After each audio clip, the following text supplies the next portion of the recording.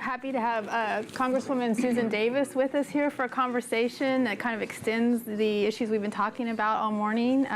She serves as the ranking member on the Higher Education and Workforce Development Subcommittee. She has a record working in a bipartisan manner. One example is her Apprentice Act with Congressman Brett Guthrie. We're going to talk a little bit more about that. I wanted to mention that recently you participated in the Bipartisan Policy Center's American Congressional Exchange Program in July. You spent 2 days in Western North Carolina in Congresswoman Virginia Foxx's district. And we want to talk a little bit more about that. Under that program, lawmakers from one party visit a colleague from the opposite party in their district. And I understand that Congresswoman Foxx will be coming to California. San Diego.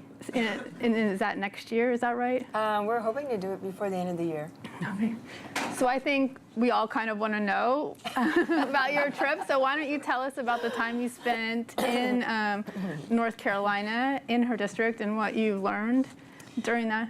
Yeah, well, and I'm glad that the Bipartisan Center prompts us to do that because, you know, it'd be kind of difficult to go up to a member and just say outright, you know, I'm going to come in and visit your district. People might be, right, a little, you know, concerned about that. But I think when it comes from the outside and they do the planning, it's helpful. There are a few issues actually around, I don't want to get into detail about, but ethics and whether you could travel in the member's car with the staff member because that's official time. So there are all these little issues that came up. But the good thing about that was that it meant that Virginia and I'll be on first name basis, that we were in the car together alone for many, many hours because we were doing a lot of traveling around her district. And so rather than always meeting with someone else, we really got to know each other. And I think that what we came out with that, and I'm speaking for myself particularly, is that there's a comfort level that enables us to really talk about issues that are important. I don't think it's that we couldn't before, but think about your own experiences. And especially when you're working with someone whose job in many ways is to present a particular point of view, that being as open perhaps, you know, that's a little harder because you're dealing with staffs, you're dealing with other members. So I think I can't guarantee anything out of this in terms of higher education, but the reality is that when I heard about this program, I really didn't honestly think about someone that I'd like to get to know better, that I thought would have an impact in terms of policy and issues that affect my constituents and certainly the country, and that it would be a good thing to do. And I think we both felt good about it. We did a few interviews together and came out of that experience learning a lot about one another. And certainly the area of North Carolina. And I must say, because I come from San Diego, that's a little brown these days, I love being in the greenery of North Carolina. And I really did see the way in which she engaged with her constituents. And it was fun to see that. And it's a different kind of district, of course, but people are people. And it was just you know, special to have that experience. And I appreciate very much the center's engagement in that. Well, since we're talking about the spirit of bipartisanship, are there some areas of agreement when it comes to higher education and where things should go on the Hill between the parties? Do you think there are some areas where things could be tackled moving forward? Well, one area in particular that we can talk about, and that along the lines of the Apprentice Act, I think what has become clear to all of us on the committee is that we do need to find a way of providing more options for young people who, at the time of graduation from high school, are not necessarily ready to go into a college program. I think we value that greatly, and the discussions that we have no pressure to move students away from that pathway if that's the pathway that they're on. But we know that there are some other opportunities available to them that as a country we haven't embraced as well as we could. There are great practices throughout the country in different states. But the idea of creating what I kind of call is this almost kitchen table conversation at home around apprenticeships and how they can do a lot, I think, for the person participating and also for, in many ways, the companies, creating loyalty in the company, but also for the country in terms of the so-called skills gap that we have today. So I think that issue particularly has really resonated with members, and we as a committee did go to see 2 different apprenticeship programs, mostly, in the trades, but nevertheless a little bit differently organized and at different scale, but nevertheless that, and really enable young people to earn and learn, to be part of something important for their future, and also to give them some skills and an understanding of the workplace, of course, and really how they can begin to build on that. So that's an area, and I think there are some differences in the way we look at that, but I also feel that most of those differences, I think, can be worked out, and we can go into some more detail with that. One thing in preparation for today, I did print out the AIM Hire Act is Democrats' bill when it comes to HEA. It's a different version than the Prosper Act, which the committee marked up. How much of a priority is this bill for Democrats if indeed they do take the House, and where are things headed? Could you please tell us? And I can just give a little background. I think there are differences in the Prosper Act and in the AIM Hire Act. In the Prosper Act, I think we share some of the direction. But one of the things that it tends to do is to give, it seems like, higher priority to nonprofit institutions, and being able to have less accountability, I think, is probably the easiest way to talk about that. And I'm not sure I understand why that is, but that, that is some of the focus. The AIM Hire Act, on the other hand, is focused more on how we have Pell Grants that work for more students, and the issue of loans and other ways that we hold universities and colleges, community colleges, everybody who's engaged in this wonderful higher education process, more accountable. That's probably the easy way of looking at it. We think it's far more student-centered than Prosper, but again, I think that if we have that opportunity, I would love to see us engage our colleagues and really come up with something that blends the ideas of both of them, but also is more student-centered, and we really found that lacking. One thing we've touched on a little bit this morning are the Promise programs, these programs that have been adopted in several communities that look at different ways to provide tuition-free schooling for college students. I noticed that the Democrats' bill has a debt-free component. Can you kind of explain how that would work under the bill? Well, I think there are many programs out there that invest in young people. We've had that for many, many years. And in fact, I mean, for a lot of us in the room, I'm sure when we went to school, the states in which we were educated were playing a far greater role than they are today. As an example, I tend to tell students that, and I don't know about George Miller, whether he wrote the same checks, but to Berkeley, California. And as I recall, it was about $89 a semester, and that was basically considered for fees because they didn't call it tuition, they called it fees.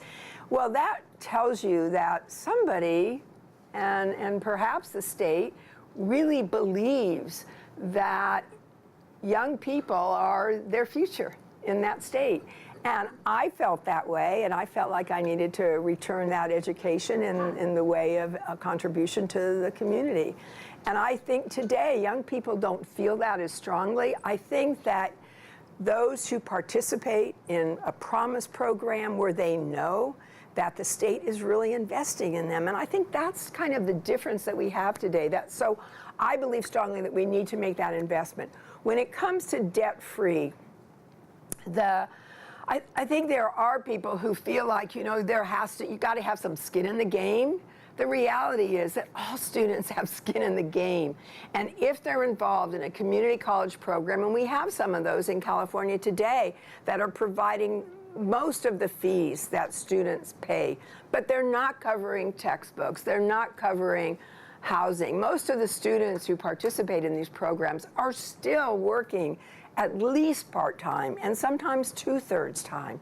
So it is difficult for them to cover these costs, and I think we have to acknowledge that, and we have to see that there's some ways in which we really can promote the idea that, you know, if you help young people out, they will invest as well later in the community in a far better way than they could if we have them struggling and paying their education back for the rest of their lives practically. You know, when young people can't afford homes today, they're not even marrying in the same numbers because it's just too difficult for them. So I think there's this balance, and that's what we'd like to see. We'd like to see that idea that we must invest, we must continue to invest. This is not you know, we're not giving away education to young people, but we are enabling them to get to the institution of higher learning and to get through it. And I know that I was on a panel with the chancellor from Arizona University where they're doing great experimentation today. And that was sort of the basis of it. You know, we want them to get there, and we want them to be able to complete their education in a timely fashion, in a meaningful way that they can then contribute to the community. And I think that should be our goal for all students. There are some people in higher education who, Washington, who just think it's just too big of a hurdle for Congress to reauthorize HEA. Perhaps it's time to break it apart and tackle some of these issues individually. Do you envision that happening? Well, it may be that there are some areas that we can do that in, and I point to the Apprentice Act. There are a lot of members on both sides of the aisle who understand out of their own experience, and Brett Guthrie, because of his family business, that really do get this. And we've had the opportunity to even travel to Switzerland on one occasion, and to really learn how the infrastructure of their educational entities support apprenticeship programs for young people. It is different. Remind people that, you know, that's not who we are necessarily, but we see so many ways in which it can be positive. So in the Apprentice Act, what we've done is really look to the public information system to be able to share with people about these programs. But the key for me, and having been on the school board, is to educate our counselors and our teachers. They need to have the experience of knowing what it is that kind of an education, and that's higher education as well, that kind of an education does to enable young people to move on with their careers, to contribute, to go back, to get stackable credentials if that's what they want to do. We talk about that today. That there's this fluidity that can occur in education that's a little bit different than, you know, when we think about a 4 to 6 year education today. So that's coming out, and I think if we could do a bill like that, separate from higher ed, although maybe a part of it in some way, and bringing in all the good ideas that I've seen among my colleagues. We have an apprenticeship caucus. We've started that. People have attended that. We have a number of different opportunities, and particularly on this trip, there were several of my colleagues, several Republicans and Democrats that were part of that trip. And we just learned a great deal for it because we immersed ourselves in that kind of a program. And that's really what our schools need to do as well. I think they need to see how that's done. And then working with small businesses, medium-sized businesses, what it is about their employment practices and their own business itself that can lend itself to some early apprenticeship programs within their company. They have, many of these companies, I think of Solar Turbines in San Diego, they have apprenticeship programs, but they're mostly for their people who've already been working in the company. And so they're looking at certain skill sets and they're providing that kind of training. This is a little bit different because it begins to suggest in these kitchen table discussions at home that this is a viable option for a young person. And that if we can provide the the database so they can go online and they can begin to, it's like Angie's List. They're looking for a program, and we have some of that today. I don't want to suggest that we don't have states and programs that are doing some of this, but it's not at the level that I think our country as a whole is really embracing. Okay. I think we're going to open it up to the audience. Does anybody have any questions? It looks like you're raising your hand right there. I'm Will Del Pilar from the Education Trust. We continue to discuss pathways for traditional age students coming directly from high school. There are nearly 35 million people in the United States with some college, no degree. Only approximately just over 40% of people in the United States have an associate's degree or higher. That means the grand majority have no college. When are we going to begin talking about addressing pathways for those folks, and not just, for example, apprenticeships for young people graduating from high school, but getting the people who are currently out of education back into some type of a pathway so we can address some of these skills gaps? Well, I would hope that those can work together. There's no reason why someone who is interested in going on with their education wouldn't take out some time to possibly develop some of those skills that we're talking about in that. I think, throughout the country, we see programs that have done a great deal to engage young people early on. And we have to do more of that. I think that what worries me some is that what I saw in the Prosper Act was that we somehow feel that those programs are not as important. Yes, that they're looking at the TRIO program, which has done great things for many, many students, and really enabled them to be the first in their family to go on to college.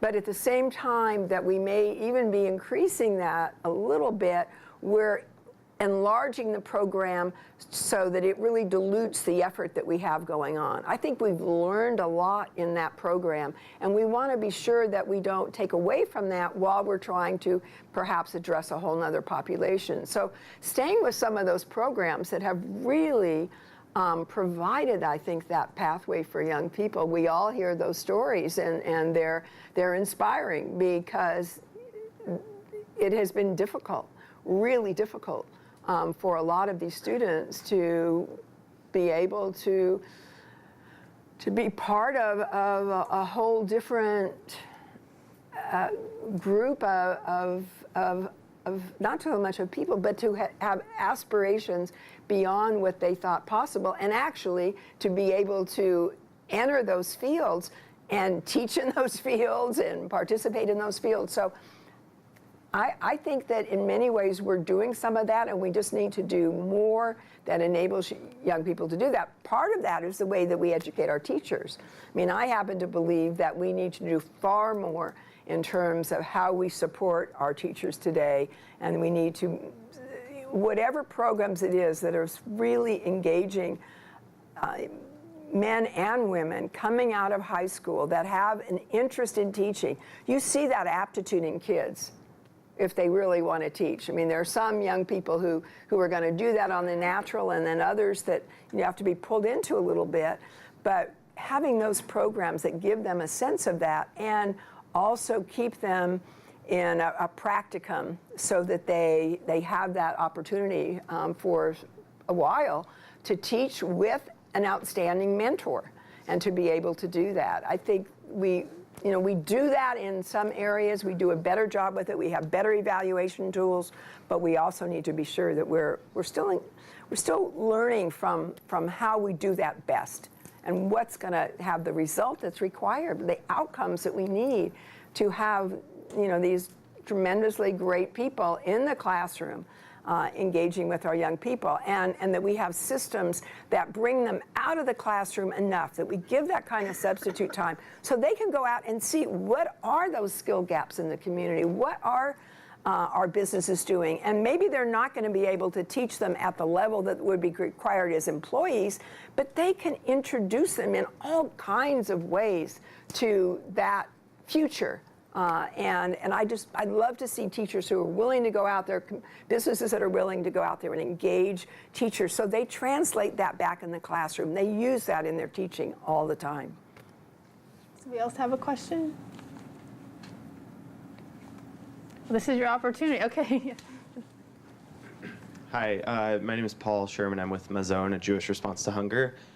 First of all, I wanted to thank you for everything that you've done to combat hunger and food insecurity among our veterans in particular. And I'm curious if you know of any plans within Congress moving forward to address the growing issue of hunger and food insecurity among college students. I actually think that if things change and we're going to have a lot more women, and I'm going to take a moment here to acknowledge that we need to have more focus on this issue. I think for students, because many of them have food insecurity on campuses, there are groups that have stepped up, like Mazone and others, to enable young people to access, food kitchens and have places to go easily. That's not an embarrassment, but that helps them out. But I think because we're going to see a change in the Congress. I think no matter what happens, we're going to see some change in the Congress. It may not be huge in terms of the percentage numbers, but we know it's going to be there. And so I am hopeful that there's going to be a lot more focus on this, because it's really hard to go to school and to have to think about, where the next meal is going to come from. We need to kind of try and build some of this language into our bills and to acknowledge it. And part of it is how you fund schools. Part of it is how institutions of higher learning address this as well on their campuses. I think making sure that they're sensitive to these issues and then they're moving forward. They have programs that actually address this. And one of the really big issues in education today, it's an issue that's been around for a long time. Why is it so expensive? and is it? I guess that's the other question. Is it so expensive? I think many people would respond yes. But how do we keep those costs down? What is it about the practices at schools that raises that? There's obviously competition among schools. We know that makes a difference in terms of salaries. But I think we need to open that up and really look at those issues and try and address them. We should do more in terms of how much interest students pay on student loans. I mean, that's an issue that we've addressed time and again, and we need to address it more. There are a whole host of issues around paying those loans that make it harder for young people if they want to pay down their principal. It's harder to do that than paying, taking some extra funds that they might have. It goes towards their interest. Those are, small issues, but can have an impact on young people. So that whole gamut of how do we fund education? How do we expect young people to pay today? What is the accountability that's required from our institutions to the people who receive that education? I hope that we can have a chance to look at that in greater depth also as a committee. I think we have time for one more question. Is anybody else in the audience? Oh. I'm Connor Rooney with the Core Network. So a lot's been going on to support apprenticeship programs, but like you mentioned, a lot of these apprenticeship programs require already having some skills. So is there any work being done to support pre-apprenticeship programs or other work-based learning programs?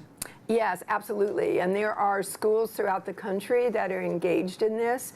And I think part of what we'd like to see is this data coming from throughout the country to really identify these best practice programs and how schools can duplicate them and what kind of results that they're having, because that does make a difference. You could say in many ways, I'd like to think that the STEM programs that have proliferated really across the country, in many ways are all pre-programs for young people that really need those skills in order to go out and get work and fill some of those gaps that we have today. The other thing that's really important, though, is it shouldn't be but it shouldn't be only for young people that are coming out of high school.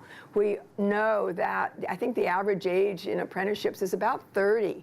So it's very, very important that people who found that their skills are not generating the kind of income that they need today, that there are other opportunities for them as well. And if we could begin on a much greater scale to develop programs that are going to make a difference for the businesses, because obviously that's the bottom line. They're not going to do it if it's not going to make a difference. But it is going to change the culture in many of those companies and enable them to really be in the business, I think, of developing better employees, and to not expect that the employees bring all those skills at once, but that they can help and develop them as well. So these pre-programs are good, and we have some. In San Diego, we have several schools that are really looking at shipbuilding skills and are engaging young people with that. NASCO and other shipbuilders are looking at those issues. Thanks. I think we're out of time, so really appreciate you coming on stage and answering these questions. So thank you. Thank you. Thank you, Representative Davis. Thank you, Kim. And thank you, audience, for sticking in with us this morning through an important discussion. I personally got a lot of thoughts out of this discussion. I hope they'll be beneficial to the task force going forward. So have a good day and take a bagel on the way out.